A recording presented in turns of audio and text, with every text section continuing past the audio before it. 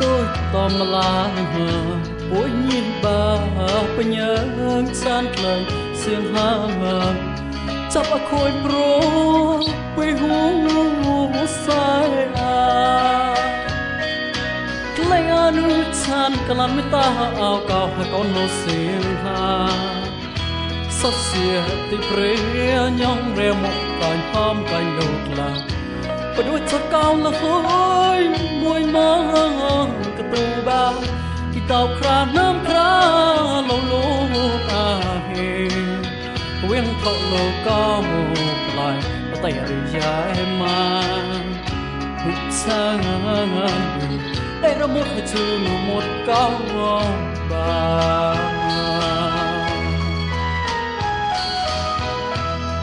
tôi có hôm là bối nhìn bà bây nhớ san lời xiềng hàng chấp khôi pro quê hú xa hơi lấy anu chan kalan mita cao hai con lô xiềng hàng sót xìa thì pre nhong re một tài hôm cành đột là và đôi giọt cao hối môi mong cái tu ba khi tàu khra nam khra lâu lâu ta nghe quên thọ lô cao lại và tay rì dài mà hụt xa đường đây là một hai chữ một cao và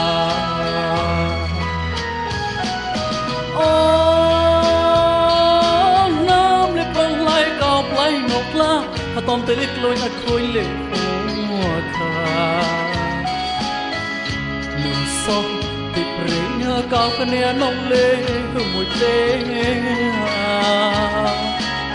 hót nu cò cro prot chót mây prong lá cao play nộ mùa núa côn lăng pa maจับคุยกับสามพยายามปรากฏมองลองดังเตะลองคุยตลอดปอมจัดเก้ากันเนี่ยติดแปรหุบสูงซากะลำมาก่อนเก้ากันเนี่ยยังเวลาเต้าจะโวกเลยโวก็แต่รียาให้มาหุบซางดูได้ระหมดให้จูหมดเก้าบา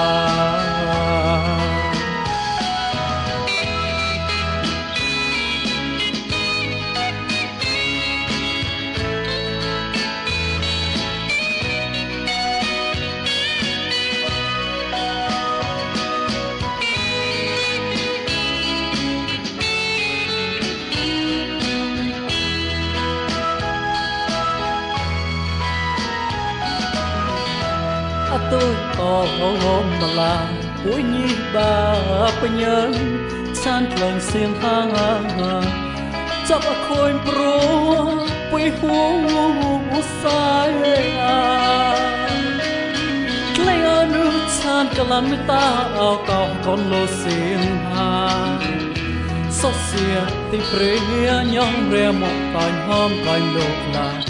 và đôi giọt cao là hối môi mong cái tu ba khi tàu khra nam khra lâu lâu à he quên thọ lâu cao lại cái tay rì dài mà hụt xa đường đây là một hai chữ một cao ba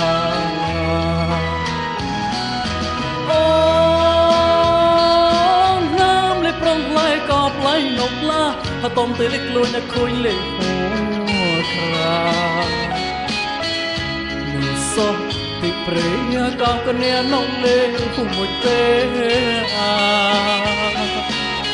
hót nụ cò cro prot chót mây prong lá cao play nụ mùa nụ tuôn lăng pa maจับคุยกับสามพยายามปรากฏมองลองดังเตะลองคุยตลอดปอมจับเก้ากันที่แปลว่าสูงซากะลำมาก่อนเก้ากันเนี่ยยังเวลาเต้าจะโวกเล่นโวก็แต่รียายมาหุบซางดูได้ระหมดก็จูหมดเก้า